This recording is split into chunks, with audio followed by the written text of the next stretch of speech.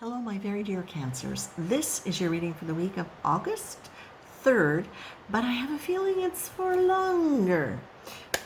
I don't know if this is love reading or not, but I have a feeling it might be because the first image that I saw, Cancer, was like an old cartoon where you would see, I think probably Mickey Mouse, but I'm not sure, when he's interested in somebody and all of a sudden you see his heart beating out of his chest.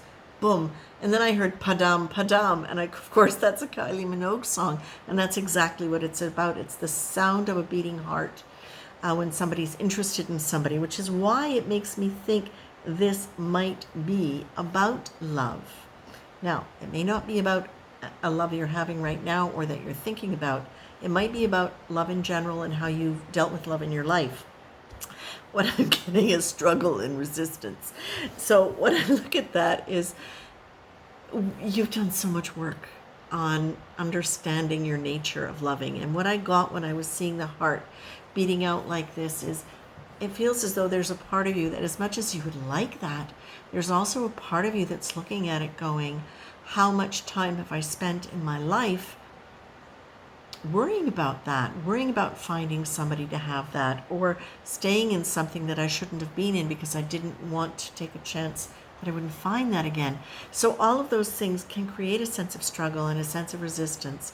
Resistance to getting back out there again if you're afraid to, or letting somebody in. Resistance, fear that you're going to have this, your heart's going to beat out of your chest and you're going to do things maybe the way you did them before in a way that didn't work for you so well, or wouldn't work for you for who you are now. Let's just put it like that. What I'm being told here is Spirit is saying to you, your way through this is prayerfully, okay? And I mean, like, they're serious. Like, it's like seriously, like prayerfully. But the thing about prayerfully is it's not just, well, I'm going to read it to you because I love this. It can mean actively praying or invoking the support of a divine presence.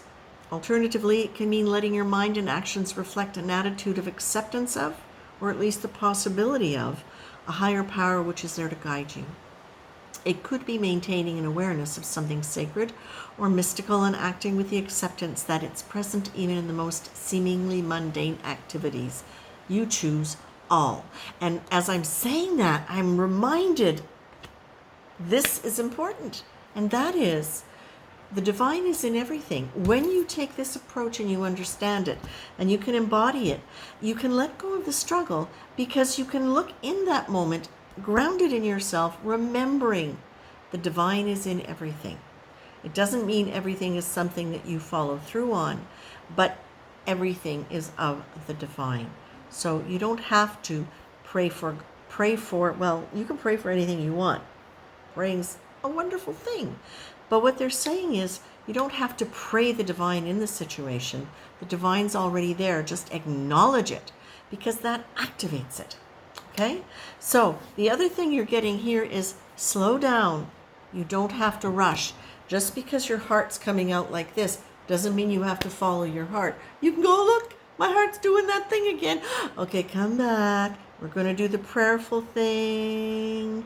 I don't have to struggle with this. I can just let it be, whatever it's going to be. I'm going to take one thing at a time. I'm going to be slow and I'm going to be aware. And I'm going to choose to see this in a new light. I'm going to choose to look at this now as what's happening. Who do I want to be in this situation? Because you have that choice and you have that right. Who do you want them to be? Well, maybe that is something you need to really understand, that you get to choose. You don't just get to be chosen, you get to choose. And there was something else here. It was regarding a new day. Thank you. Try not to look at whoever comes into your life or imagine, when you're imagining somebody coming into your life, that you're going to manifest them from the old you because you're a new you now. So when you're thinking about them, when you're manifesting, don't look at them with the lens of that one failed, that one was like that, that one fooled me, that was a real surprise. Don't do that. Understand those things happen. That was part of what your life was about. You're learning, you're teaching, you're growing.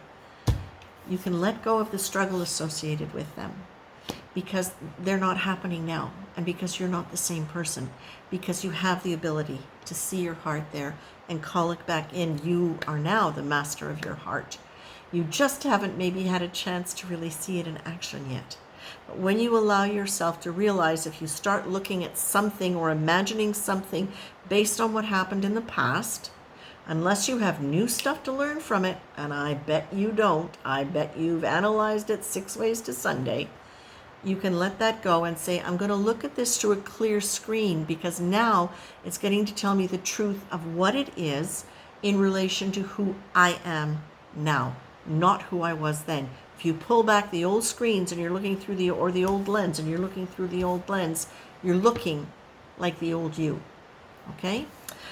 My dears, I'm going to leave you with that. I hope this is helpful. I think this is kind of interesting. It does feel to me as though, because of the way it came in, that this probably has to do with love in some form in actual daily real life, and or your way of perceiving it and thinking about it now. And of course, the way you think about it and the energy you carry with it when you're thinking about it is part of what's going to help stay open to it and draw it to you in the right time and place, in a way where you will be aware of it when it shows up. Okay? It's a new day. Much love, Cancer. Take care. Thanks for coming by.